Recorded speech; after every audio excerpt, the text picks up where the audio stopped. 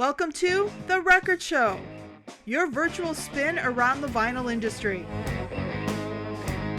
Brought to you by Radio Wasteland Records. Yes, Midland has a record store. Here's your host, Jim Gleason. Greetings from the Wasteland and welcome to another record show. Coming up on today's episode, we'll check in again with Ken Norton from Ingram Entertainment to get caught up on all of the upcoming releases headed our way this week and in the weeks to come. We'll get another Discogs Quick Tip, and we'll inject some much needed culture into our weekly spin from the Wasteland. But before any of that, we're going to try something new on the record show. In the past, I've done some record reviews from artists that I'm not quite as familiar with as I should have been. So I am going to call in some reinforcements for a new segment that we're going to call Father-Daughter Record Reviews. And for that, I would like to welcome the one, the only, Katie Gleason to the record show this morning. Kato, how the heck are you today? I'm pretty good. How are you today? I'm great, kiddo. Thanks for doing this with us today. And plus, I think it's going to add a great new perspective, so to speak, on some of these artists that I'm not really up to speed on as much as I should be. How's that sound? Sounds great. I mean, I would hope you would be up to speed on some of these, but I understand that, you just don't want it. I guess so. Now, just a little bit of background. Katie had started off here at the record store with us when we opened, but has since moved on to go to college down in the Lansing area. And as many kids do, ended up working. And now you're working pretty much every single day, 6-7 days a week at a radio station in Lansing, correct? Yes, I am the rookie, so I work pretty much every single day. I work afternoon news at WILS, 1320 a.m. as the afternoon news. You're a chip off both of our old blocks, basically. So good to see. But so even though you're doing talk radio, that does not mean that you're completely disassociated from music. So you've got your finger on the pulse a little bit there, right? Oh, of course. And Mike FM is like right down the hall, so like I can hear it playing all the time. Cool. Well, I brought you in today to help me out with this new album from Weezer, and this had been coming for a while. And the history on this is that Weezer has had a couple of different albums in the works. The first being one called Van Weezer, which they were going to do as kind of an ode to stadium rock, but really one that was meant to be an album that they could tour with. Well, then COVID-19 happened, so they shelved that and began putting up front another album called OK Human. And that dropped last week, and we had mentioned that we would talk a little bit about this and give it a listen. And I did give this a listen, but I'm also very curious what your much younger take on this is going to be. Now, a little bit of history. The OK Human title that we had heard was really, according to the band, is a play on words, so to speak, from the Radiohead album OK Computer. But if you look at the cover of this, I don't know if you notice that very closely, Kato, or not, but this has got a very, very strong Futurama vibe to it. Oh, it really does. Right down to the heads in the jars and the multi-tentacled alien. But Rivers is the full body, not just the head, until you look at the back of this, and I'll put that up there. They're all kind of in a jar in the back. So for me, that gives a little bit of a Futurama vibe. Now, musically, I'm going to go to you first and let you give your thoughts on where this album sits, because you're a Weezer fan. In fact, you've seen them a few times, right? I've seen them 3 times, and it was going to be 4 for that like touring album that you mentioned. They were going to go on tour with Fall Out Boy and Green Day, and I had got tickets to that concert, and they were super expensive, and they were nosebleeds because they were going to play in Little Caesars Arena, and they were so expensive for nosebleeds. And that's not happening. Now, I've actually seen Weezer as well. You and I went to go see them. I don't even know how many years ago now. Yeah. It was an outdoor show in Mount Pleasant, so it was kind of a neat experience. I had the nosebleed seats that day, but you were down front. Oh yeah, because you got the free tickets. Yeah, that's the way it works. All right, so OK Human, you've given this a listen. It's been out now for about a week, and people have been listening online for as well. But it's an interesting album, and I'm not going to say now. I'm familiar with the older Weezer. We're talking way back into the college radio era when it was the Sweater Song and the more alternative hits, but they have Right. evolved over the years. What is your take on OK Human, please?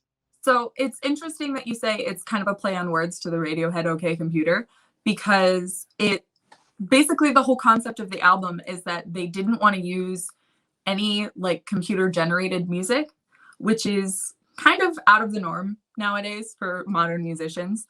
So what they did is that they used all analog music, is what they said. And so basically every song has like a string section, and instead of all like their pedals and stuff, it's just a piano and, you know, just guitars, drums, just basic stuff. And Very stripped down, so to speak. Right, right. And honestly, I loved it. I absolutely loved it. Now, I got to admit, at the first listen, even something you mentioned, piano, the song Playing My Piano Yeah. feels like I'm just going to write a song, Rivers, I'm just going to write a song based on what I'm looking at and what I'm doing. The But lyrics. he's always done that. My wife is upstairs. My kids are upstairs. I haven't washed my hair in 3 weeks. I should get back to these Zoom interviews, but I get absorbed and time flies. But he's done Now, that. and I agree. Okay. But I think that a little bit deeper, this is really a look into the confinement that the quarantine and COVID had put a lot of artists and everyone, frankly, into. And so after that initial listen where I was like, what the heck is he writing about? You see a little bit deeper into the lyrics of this. And I think, would you agree that this is a little bit stronger than the past few albums lyrically as well? Absolutely. Well,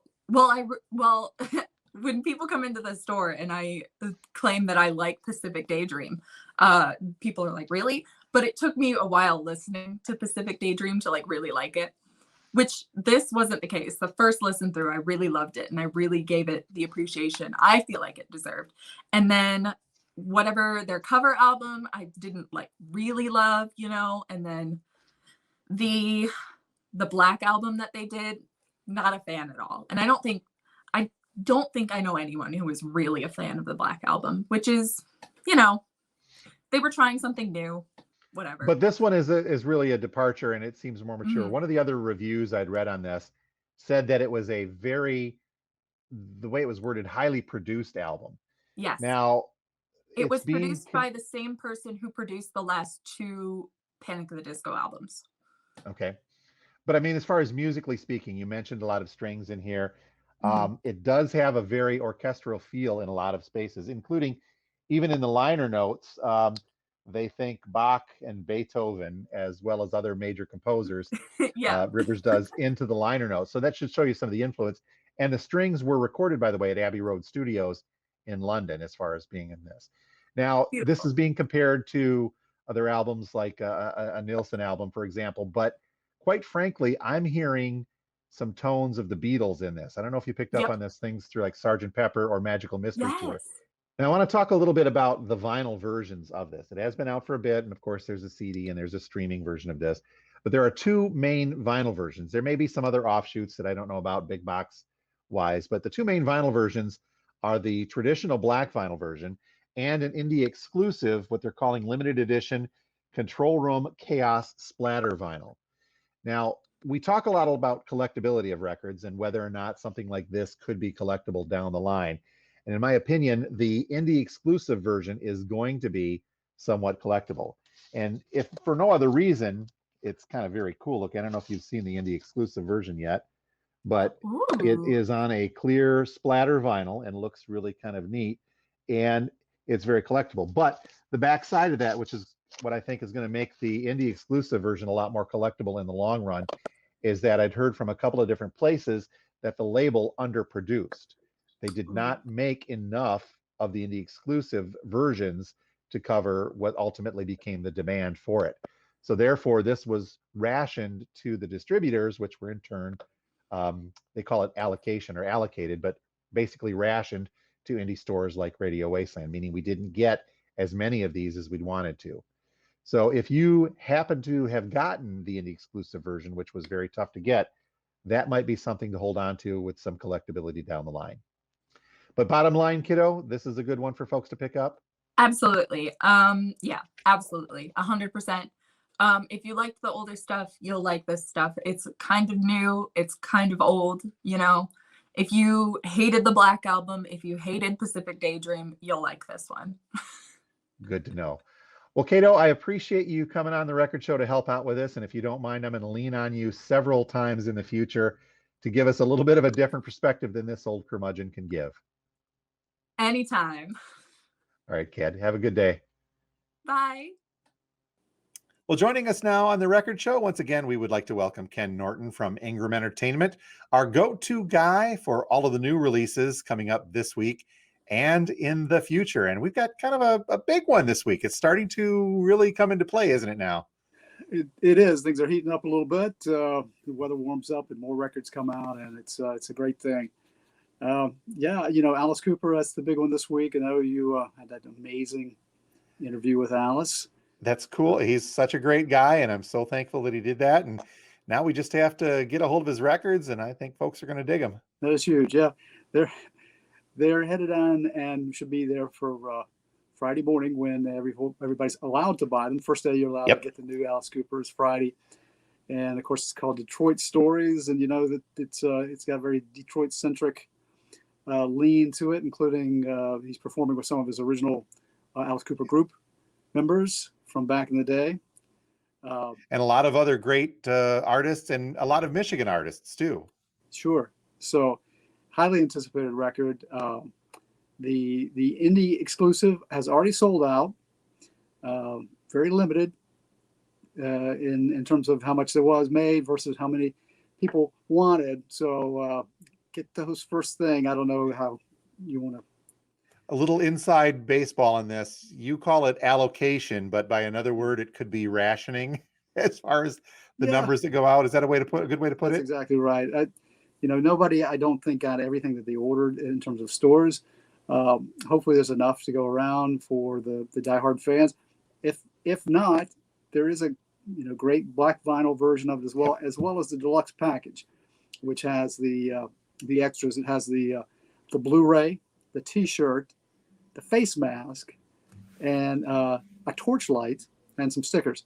So that's it's pretty cool piece for the collectors too. You know, and it goes into what we did talk with Alice about too, and just stands to reason, I guess, that a lot of his older records, because of the way that they were made, become collectible. I don't see why this one, the red vinyl version, should be any different. That could be a good collector's item down the line.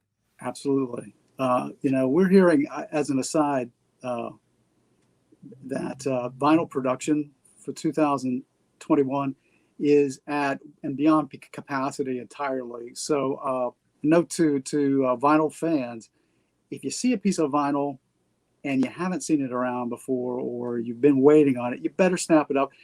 Supply is really well below demand across the board for all vinyl for 2021. Production can't keep up with the demand. Vinyl sales are way up, and there's only so many places that manufacture vinyl these days. And one of the major distribution companies has told us that they're about 6 months behind on non-new release vinyl pressing right now. Well, that actually kind of stands to reason, because when we go to reorder some staples for the store, like a Led Zeppelin or a Pink Floyd, they've been pretty scarce lately. Yeah, that's right. They just can't keep up with the demand. They're pressing thousands and thousands of those types of titles, but the demand is outpacing the production ability. So, any hope for the future that they'll catch up? Well, there's hope. My understanding is that somebody is investing in a new pressing plant in the United States. A lot of vinyl is pressed overseas now. Not all of it, but they are shipping a fair amount of it overseas. From overseas, and I understand there's another domestic plant coming on board sometime this year, calendar year, but how long that'll take before it's around to pick up some of the need and I don't know. Well, while we're hoping and waiting that those production issues and the backlog can get straightened out, we're marching on with new releases, and we got some goodies this week, right? Other than the Cooper. Sure do. So the Black Crowes, their staple record, their big one, Shake Your Money Maker, is being reissued with a 2020 remaster. That's the record with Hard to Handle. She Talks to Angels, Jealous Again on it. Their biggest selling record. Let's see, my notes say, sold 5 million at the time. So that's coming out this Friday. Also, an Anthrax reissue of on vinyl. The Threat is Real. It's their 8th studio album from back in 1998. That's coming out this Friday. And 3 Fleetwood Mac records from the blues era, Peter Green era. They're called Peter Green's Fleetwood Mac, Mr. Wonderful, and The Pious Bird. Those are all coming out for the first time, I think, in decades on vinyl. A long time.